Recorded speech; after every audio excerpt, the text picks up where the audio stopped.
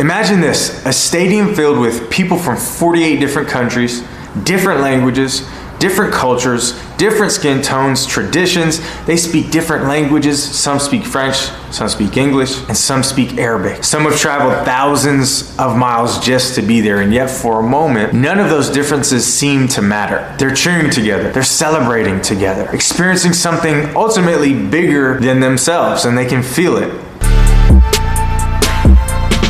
Now compare that to what we're told every single day. Just turn on the news, and what do you see? Tell me what you see. Is it peace, prosperity? No, it's division, it's conflict, it's war, it's fear, it's race, it's politics. It's ultimately hatred and fear. We're shown that on a daily basis, and it's so normalized. And when we watch those things, we're constantly told that our differences are the problem, that we're too different to get along because somebody has a differing opinion than me and I can't listen to them, or that person looks different from me or is from a different part of the world. That's what we're shown on a daily basis. And we're so different, at least in America, we're so different that we're unable to unite as a people. But this is what I love about the FIFA World Cup, because it happens and then suddenly millions of people from every corner of the earth gather together to cheer on their country. I mean, think about it. Think about it for a second.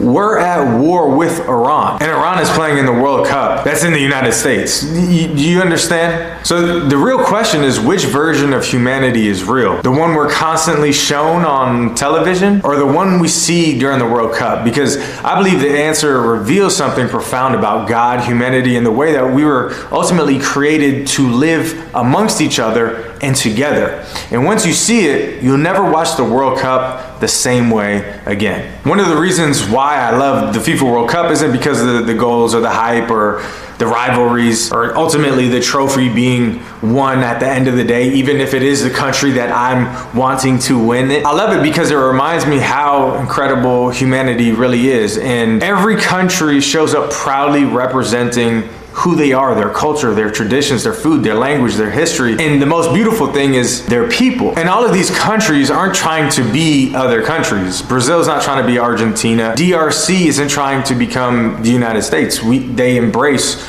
who they are and they champion that. And everyone ultimately brings something unique to the table, and that's exactly what makes the World Cup beautiful. And that's why I truly believe the more that you travel around the world, the greater love you have for other human beings, and understanding that you're able to celebrate when you realize, man, you are different from me, but there's so much good from you that like I want to experience in my life. And then vice versa, they see the benefit too. The more that you travel, the more that you see the togetherness, the community, and you can take and pull from each one. And I don't want to get off topic here, but humanity is like a soup. There's all these different flavors, all these different ingredients, but we all play into the bigger picture, which is the entire soup. We just play a small part in that, but we all need each other. And I know I'm getting off topic and I want to get back to things, but the beauty is ultimately found in the differences. And I believe that's because diversity wasn't humanity's idea. I believe that it was God's. I mean, Psalms 139 says we were fearfully and wonderfully made.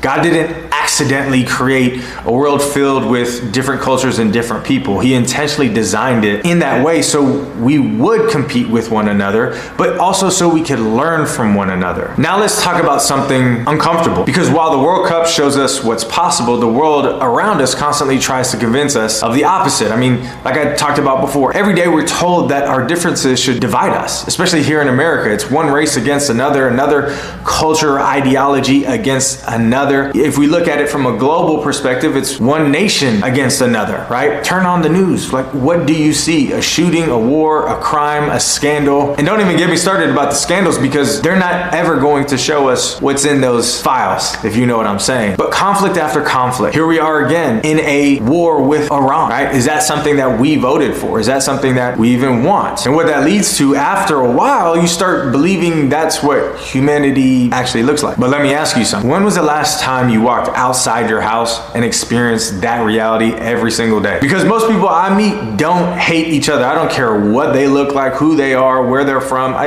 what they believe in. Most people are trying to provide for their families. Most people are trying to build a better future. Most people want peace, purpose, love. And let's be honest, there are absolutely people who hate each other because of these differences, whether it be race or sexual preference or different religion, right? There are people who hate each other in culture because just like there's great people where you are, there's also bad people where you are. And that's just the humanity of things, you know? And I think it's important that we don't pretend that it doesn't exist, but here's the truth. Those people are the minority of every demographic. They're not the majority. And most people aren't walking around looking for someone to hate. I mean, trust me, if you got purpose in your life, you ain't looking for somebody to hate. Most people are looking for somebody to understand them. And that's exactly what the World Cup exposes. Millions of people from different backgrounds gather together and realize far more alike than they are different. And this thing called soccer is what unifies us. They hope together, they dream together, they love their families, right? They want meaningful lives. And despite all of our country's differences, we discover something incredible, that ultimately we're all human. And Acts 17:26 says,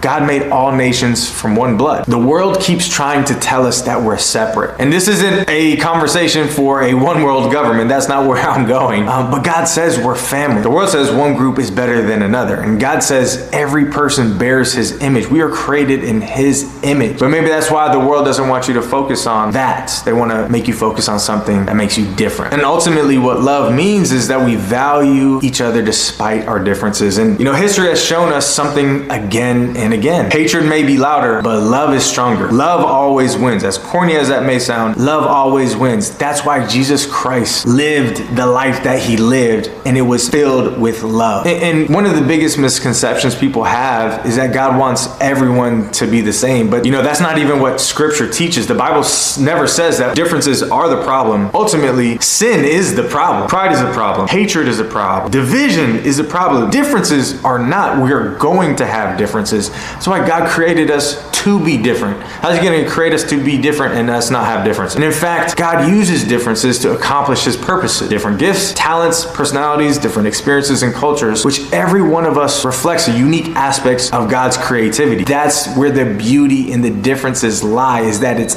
different aspects of God's creativity. It's similar to a body. Paul talks about this in 1 Corinthians. The hand isn't the foot, the eye isn't the ear, the black isn't the white. You see what I'm saying? The body works because every part brings something different. Imagine if the entire body was an eye.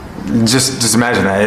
It wouldn't function. The same is true for humanity. No culture has everything, and no nation has everything. And by the way, no people group has everything figured out. That's exactly why we need each other. God designed us to live in community, not isolation. Talked about it in Acts 2. To learn from one another, not fear one another, and to serve one another, not compete for superiority. And to really tie this all together, the World Cup is a glimpse of heaven, in the sense of it gives us a glimpse of something much bigger. So many people getting along together. In Revelation, John describes his vision of heaven, and what does he see? People from every nation, every tribe, every language, every people group standing together before the throne of God. Think about that. That's like the whole purpose of this. God's final picture of humanity isn't one culture, it's all cultures. It's not one language, it's all languages. It's not just one nation or God's chosen people, whoever that is. It's every nation. The diversity we celebrate during the World Cup isn't a mistake. It's a preview of what God intended all along. A family gathered together under one king, Jesus Christ, the King of Kings, not because everyone became the same, but because everyone discovered something greater than themselves. So the next time you turn on the FIFA World Cup, don't just watch the game, watch the people, the cultures, the languages, their celebrations, their cheers. And you also get to watch complete strangers become friends. It's been so cool to see the Koreans and the Mexicans hanging out and drinking together, and I'm like, that's so dope. They probably don't even speak the same language, but because of one commonality, they're able to have that experience. And that commonality we all have is that we're God's children, and he wants a relationship with every single one of us. And that's why if you haven't answered that call yet to do a life with Jesus Christ, man, I pray that this really plants a seed in you and understand, man, the love that the world wants to have, the love that a group or category of people tries to portray, it's not even of this universe. It can never be found in this world, and that's the love of God. And I truly pray that this plants a seed for you to start taking that step. So before you leave, tell me in the comments, number one, which country you're rooting for, what country you're watching from, and let's see how many nations we can represent in this community. So